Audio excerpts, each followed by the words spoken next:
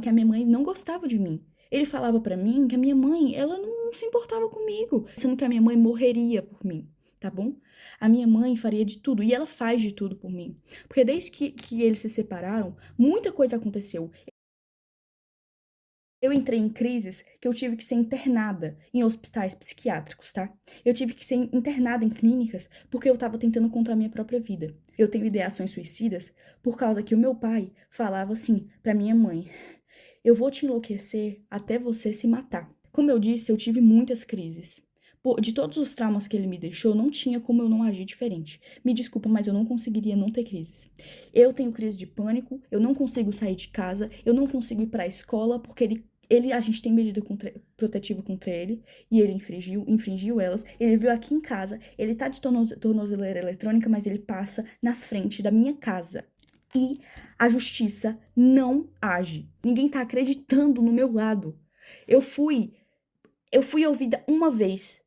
E nessa vez, ainda banalizaram o que eu passei. Banalizaram os abusos, banalizaram tudo que ele fez. Agiram como se eu estivesse mentindo, agiram como se eu estivesse inventando aquilo tudo, porque ele manipulou todo mundo. Entendeu? É isso que ele é, manipulador a níveis extremos. Ele tem áudios prometendo acabar com a vida da minha mãe. E a justiça não leva isso em conta. Eu tive crises de ficar completamente fora de mim. Eu completamente assim, em pânico. E mesmo assim, não acreditam no meu lado da história. Porque dizem que, você não tem provas de que ele abusou você. Então todos os traumas não são provas. Porque a gente, enquanto estava sendo abusado, o que a gente ia fazer? A gente ia pegar um celular e começar a gravar pra ele matar a gente na mesma hora? Eu acho que ninguém tá entendendo aqui da justiça daqui da minha cidade, que eu moro em Tianguá, Ceará. E eu quero denunciar o Conselho Tutelar. Porque ninguém tá dando voz às vítimas de verdade, estão dando voz ao abusador.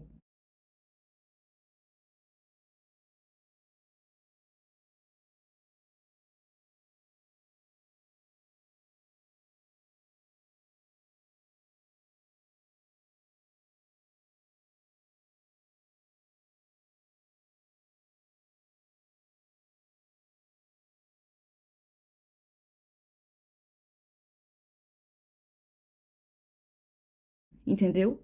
Porque o Conselho Tutelar dá informação pra ele, porque ele já foi motorista do Conselho Tutelar daqui de Tianguá. E ele tem essas amizades. E falam pra ele as coisas do processo que ele não poderia saber. Ele foi na minha escola, mesmo tendo medida protetiva. A minha mãe tenta ao máximo não falar como tá o processo, porque isso já me deu diversas crises. Um oficial de justiça veio na minha casa porque ele pediu pra tirarem a medida protetiva. Por que ele quer que a gente tire a medida protetiva? Porque ele quer ficar passando aqui, mesmo com tornozeleira eletrônica, ele continua passando aqui na frente. Ele quer fazer medo, ele quer torturar, porque ele ama isso. Ele ama torturar. Eu conheço o meu pai. Ele não é quem ele aparenta ser. Ele é manipulador. Então, assim, antes que pensem ai, mas é porque ele tem algumas fotos de quando eu era pequena, ele tem alguns áudios de quando eu era pequena e quando a minha mãe ainda estava casada com ele, né? Como tipo assim, ai, porque você demonstrava muito amor pelo seu pai, é óbvio. Eu era uma criança. Que criança que não vai amar o pai? Eu não entendia que o que ele fazia era errado. Eu não tenho nem palavras para descrever o tamanho da injustiça que eu estou vivendo na minha vida e com a da minha mãe. Já não basta todos os traumas que ele causou, a gente ainda tendo que passar por tudo isso, ele querendo a minha guarda pra quê? O que que ele quer fazer comigo? Isso é um absurdo, completamente absurdo. Eu não queria ter que transformar o meu canal, infelizmente ter que falar sobre isso no meu canal, mas é a única forma, porque a justiça não está sendo feita. E se não querem me ouvir, eu vou fazer com que eu seja ouvida, entendeu? Então, assim, saiba, Conselho Tutelar e Ministério Público, que o que vocês estão fazendo é um absurdo. Vocês não estão acreditando na versão da vítima. Vocês estão preferindo escutar um abusador. Isso é um absurdo. Eu não tenho nem palavras para descrever o tamanho do choque que eu tenho, tá? Tudo que ele tá denunciando, o cárcere privado, maus tratos, era tudo isso que ele fazia. Era exatamente isso que ele cometia. Ele proibiu eu e minha mãe de sair de casa. A gente não podia sair de casa. E se saísse, ele surtava e quebrava as coisas. Tô cansada de ter que viver com medo, porque eu tenho medo de sair de casa. Eu tenho porque eu sinto como se ele estivesse me vigiando. Eu não tô indo pra escola, eu tô tendo que estudar em casa, porque eu tenho medo. Eu não aguento mais ter medo. O meu avô é mais pai do que o meu próprio pai biológico, tá?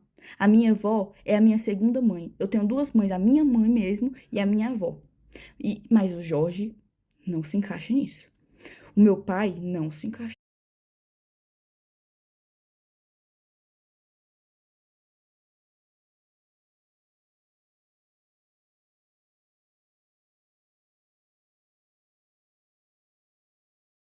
Pai do que o meu próprio pai biológico, tá? A minha avó é a minha segunda mãe. Eu tenho duas mães, a minha mãe mesmo e a minha avó. Mas o Jorge não se encaixa nisso. O meu pai não se encaixa